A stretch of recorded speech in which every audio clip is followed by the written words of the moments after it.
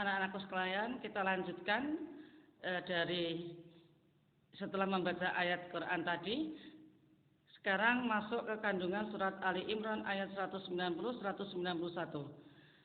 Yang pertama adalah memikirkan ciptaan Allah siang dan malam serta silih bergantinya secara teratur menghasilkan perhitungan waktu bagi kehidupan manusia. Semua itu menjadi tanda kebesaran Allah Subhanahu wa taala bagi orang-orang yang berakal sehat, yang mau berpikir. 2. Tidak ada satupun ciptaan Allah Subhanahu wa taala yang sia-sia, karena semua ciptaannya adalah inspirasi bagi orang yang berakal. Contohnya, Allah menciptakan cacing. Itu untuk apa? Allah menciptakan lalat, itu untuk apa? Itu pasti ada manfaatnya. Nah, itu cari 2 contoh dan kegunaannya apa, silahkan. Nah, tadi misalkan cacing gunanya untuk itu adalah untuk ini. Lalat gunanya untuk ini. Silahkan 2 saja, ya, itu tugasnya. Kemudian yang ketiga, ciri khas orang yang berakal yaitu apabila memperhatikan sesuatu selalu memperoleh manfaat dan terinspirasi oleh tanda-tanda kebesaran Allah Subhanahu wa taala di alam ini. Kemudian yang keempat, selalu ingat Allah Subhanahu wa taala dalam segala keadaan, baik waktu berdiri, duduk maupun berbaring. Setiap waktunya diisi untuk memikirkan keajaiban-keajaiban yang terdapat dalam ciptaannya yang menggambarkan kesempurnaannya. Ya, contoh, kamu memandang langit, ada apa dengan langit? Kemudian berpikir kritis, apa yang bisa saya ciptakan dengan yang ada di langit yang kaitannya dengan bisa bermanfaat untuk manusia dan sebagainya di bumi, di dalam bumi dan seterusnya. Sekarang dalil yang kedua itu tadi dalil Al-Quran. Sekarang dalil yang kedua adalah hadis. Hadis tentang berpikir kritis. Hadis riwayat Tirmizi.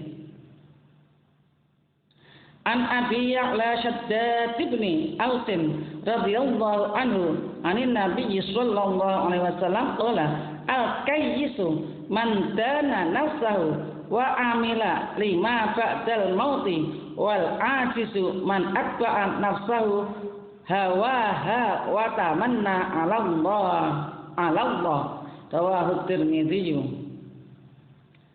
Dari Abu Ya'la Shaddad ibnu Aus radhiyallahu an, dari Nabi sallallahu alaihi wasallam, beliau bersabda, orang yang cerdas adalah orang yang mampu mengintrospeksi dirinya dan suka beramal untuk kehidupannya setelah mati. Sedangkan orang yang lemah adalah orang yang selalu mengikuti hawa nafsunya dan berharap kepada Allah dengan harapan kosong atau menghayal. Ya.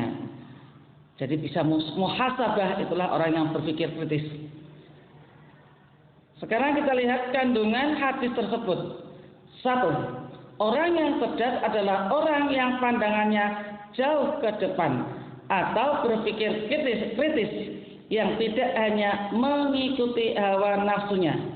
2. Orang yang berpikir kritis akan mengutamakan kehidupan di akhirat dan menyeimbangkan urusan dunia.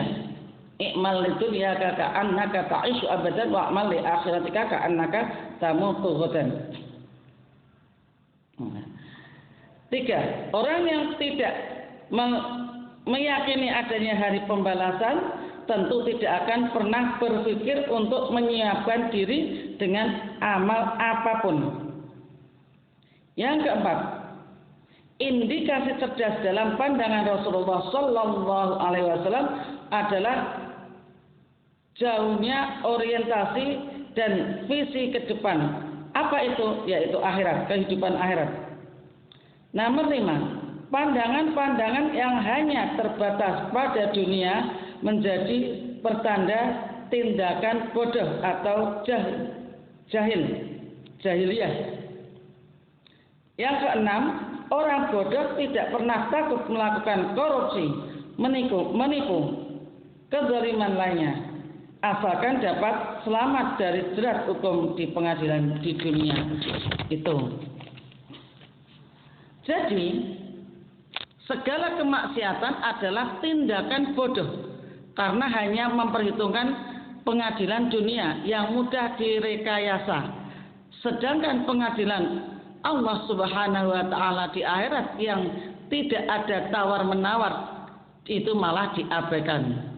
Orang-orang tersebut dalam hadis di atas dikatakan sebagai orang yang lemah karena tidak mampu melawan hawa nafsunya sendiri.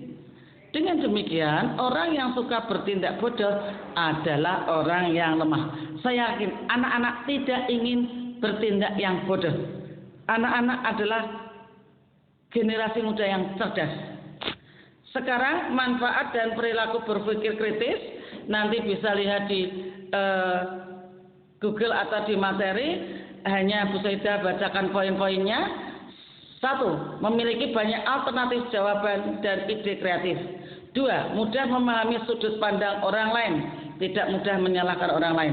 3. Menjadi rekan kerja yang baik. Siapa saja senang jadi rekan kerjanya. 4. Lebih mandiri, tidak menggantungkan diri kepada orang lain.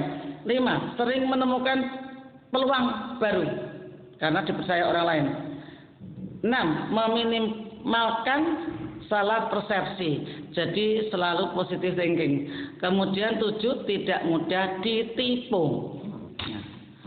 Sekarang perilaku berpikir kritis.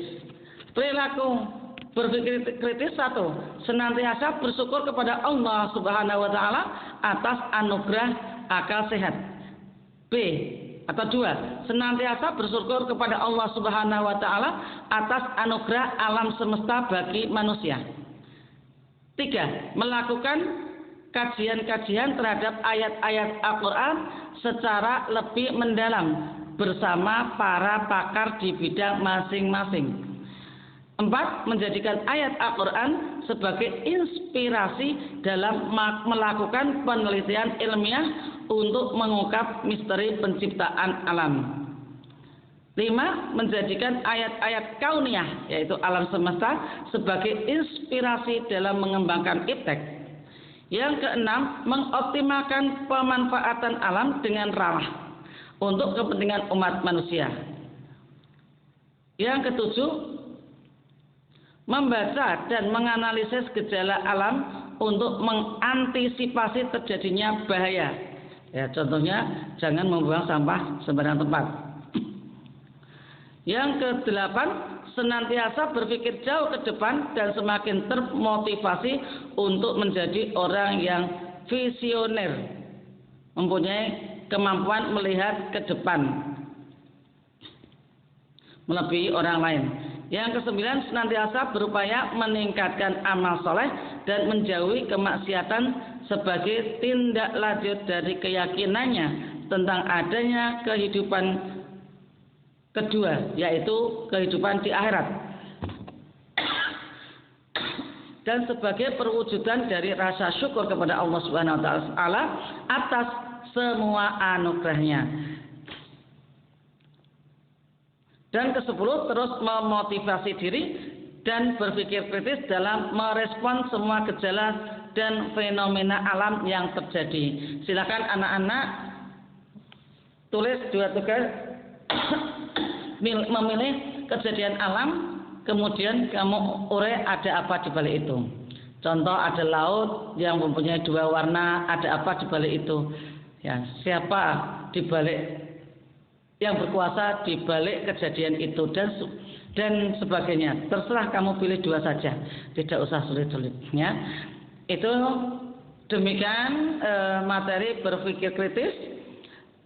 Semoga anak-anak tidak puas. Dengan tidak puas, anak-anak akan membuka Google, membuka yang lainnya, membaca yang kaitannya dengan berpikir kritis, terutama ayat-ayat yang berkenaan dengan berpikir kritis, dan itu banyak sekali. Demikian, anak-anak tetap semangat. Mari kita akhiri KBM hari ini dengan membaca hamdalah alhamdulillahirabbil alamin. Kepada Bapak Kepala Sekolah, apabila ada kekurangannya mohon dihalalkan. Wallahu muwaffiq ila aqwamit thoriq. Assalamualaikum warahmatullahi wabarakatuh. Semangat SMK bisa.